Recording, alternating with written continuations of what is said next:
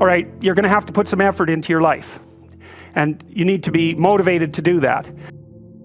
And so what are the potential sources of motivation? Well, you could think about them in the big five manner. You know, if you're extroverted, you want friends. If you're agreeable, you want an intimate relationship. If you're disagreeable, you want to win competitions. If you're open, you want to engage in creative activity. If you're high in neuroticism, you want security. Okay, so those are all sources of potential motivation that you could draw on, that you could tailor to your own, your own personality. But then there are dimensions that you want to consider your life across. And so we ask people about, well, if you could have your life the way you wanted it in 3 to 5 years, if you were taking care of yourself properly, what would you want from your friendships? What would you want from your intimate relationship? How would you like to structure your family? What do you want for your career? Well, how are you going to use your time outside of your job? And how are you going to regulate your mental and physical health, and maybe also your drug and alcohol use? Because that's a good place to auger down, because alcoholism, for example, wipes out, 5 to 10% of people. So you want to keep that under control. And then so maybe you develop a vision of what you would like your life to be, and that associates the goal. Once the goal is established, and then you break down the goal into micro processes that you can implement, the micro processes become rewarding in proportion, in relation to their causal association with the goal, and that tangles in your incentive reward system, keeps you moving forward. And the way it works is that it works better if it produces positive emotion when it can see you moving towards a valued goal. Okay, well, what's the implication of that? Better have a valued goal, because otherwise you can't get any positive motivation working out. And so the more valuable the goal, in principle, the more the micro processes associated with that goal start to take on a positive charge. And so what that means is, well, you get up in the morning and you're excited about the day, you're ready to go.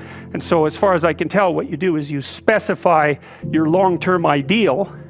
Maybe you also specify a place you want to stay the hell away from, so that you're terrified to fail as well as excited about succeeding, because that's also useful. You specify your goal. You do that in some sense as a unique individual. You want to specify goals that make you say, oh, if that could happen as a consequence of my efforts, it would clearly be worthwhile. Because the question always is, why do something? Because doing nothing is easy. You just sit there and you don't do anything. That's real easy. The question is, why would you ever do anything? And the answer to that has to be because you've determined by some means that it's worthwhile. And then the next question might be, well, where should you look for worthwhile things? And one would be, well, you could consult your own temperament. And the other would be, look at what it is that people accrue that's valuable across the lifespan. So you do a structural analysis of the subcomponents of human existence, and I already did that. You need a family, you need friends. Like, you don't need to have all these things, but you better have most of them. Family, friends, career, educational goals, plans for, time outside of work, attention to your mental and physical health, etc. That's what life is about. And if you don't have any of those things, well, then all you've got left is misery and suffering. So that's a bad deal for you. I think the best thing you can do with regards to your conscientiousness is to set up some aims for yourself, goals that you actually value. Because how are you going to hit something if you don't know what it is? That isn't going to happen. And often people won't specify their goals too, because they don't like to specify conditions for failure. So if you keep yourself all vague and foggy, which is real easy, because that's just a matter of not doing as well, then you don't know when you fail. And people might say, well, I really don't want to know when I fail because that's painful. So I'll keep myself blind about when I fail. That's fine, except you'll fail all the time then. You just won't know it until you've failed so badly that you're done. And that can easily happen by the time you're 40. So I would recommend that you don't let that happen. So that's willful blindness, right? You could have known, but you chose not to. But once you set up that goal structure, let's say, and that's really, in many ways, that's what you should be doing at university. That's exactly what you should be doing, is trying to figure out who it is that you're trying to be, right? And you aim at that.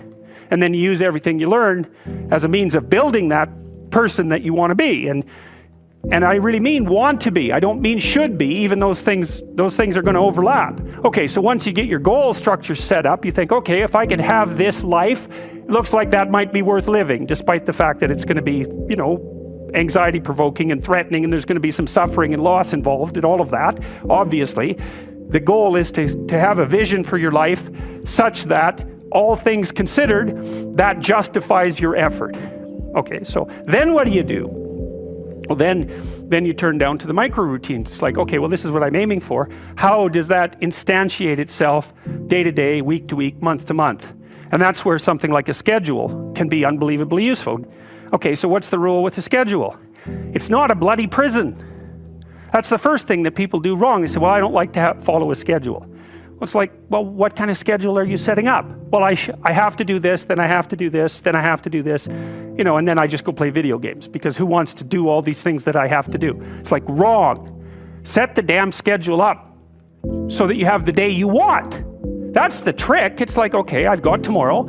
If I was going to set it up so it was the best possible day I could have, practically speaking, what would it look like? Well, then you schedule that. And obviously there's a bit of responsibility that's going to go along with that, because if you have any sense, one of the things that you're going to insist upon is that at the end of the day, you're not in worse shape than you were than at the beginning of the day, right? You have to negotiate with yourself and not tyrannize yourself. Like you're negotiating with someone that you care for, that you would like to be productive and have a good life. And that's how you make the schedule. It's like, and then you look at the day and you think, well, if I had that day, that'd be good. And if you hit it even with 50% accuracy, another rule is, well, aim for 51% the next week, or 50.5% for God's sake, or because you're going to hit that position where things start to loop back positively and spiral you upward. So that's one way that you can work on your conscientiousness, is plan a life you'd like to have. And you do that partly by referring to social norms. That's more or less rescuing your father from the belly of the whale. But the other way you do that is by having a little conversation with yourself about, as if you don't really know who you are, because you know what you're like. You won't do what you're told. You won't do what you tell yourself to do.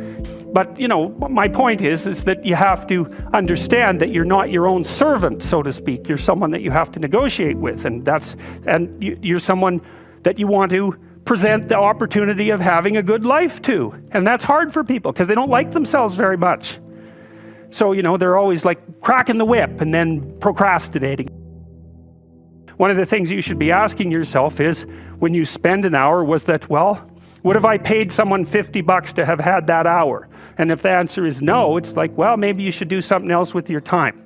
And it depends on whether or not you think that your time's worthwhile.